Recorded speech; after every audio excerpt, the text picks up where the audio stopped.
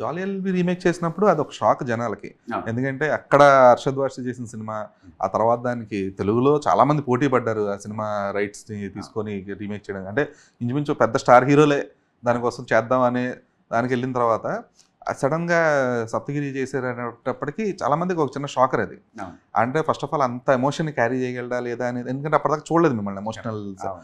Characters చేస్తుంటారు. Mostly ఈ fun లేదా చిన్నపాటి ఏదన్నా చిన్న చిన్న తప్పితే అంత పూర్తి స్థాయి ఎమోషనల్ చూడలే.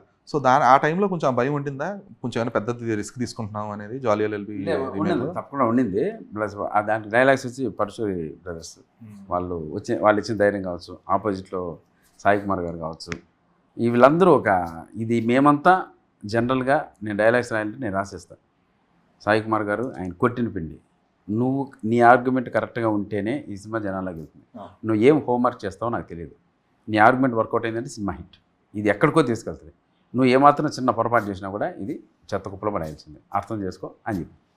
సో దాంతో సపరేట్గా ఒక 4 days టైం తీసుకొని దాన్ని ప్రత్యేకించి షార్ట్ బై షార్ట్ నీట్గా ముందుగా ప్లాన్ చేసుకొని చేయడం జరిగింది. అందుకే ఆ రిజల్ట్ వచ్చింది. అంటే మనం ఇంకోటి ఏంటంటే మన హీరోగా చేస్తున్నప్పుడు మనకు సాటిస్ఫై అయ్యేంత వరకు 2-3 టేకులు కూడా చేసుకోవచ్చుగా. సో ఆ రకంగా చేసాం. ఆ వెసులుబాటు ఉంటుంది ఆ వెసులుబాటు ఉంటుంది కాబట్టి మళ్ళీ మాటల్లో చూసుకోవడం, లేదు ఇది కాదు ఇంకోటి చేయడం, అలా కొంచెం టైం తీసుకుని చేసాం. జస్ట్ ఆ 4 daysలో కంప్లీట్ చేసాం. బట్ నాకు టైం ఉండడం వల్ల ఆ వర్కౌట్ అయింది. లేదు, ఒక యాక్టర్గా కూడా మీలోని ఒక భిన్నమైన కోణాన్ని పరిచయం చేసింది ప్రేక్షకులకి. నేను దానికోసమే తప్పించాను. ఈ రోజుకి నేను తప్పించాను దానికోసమే.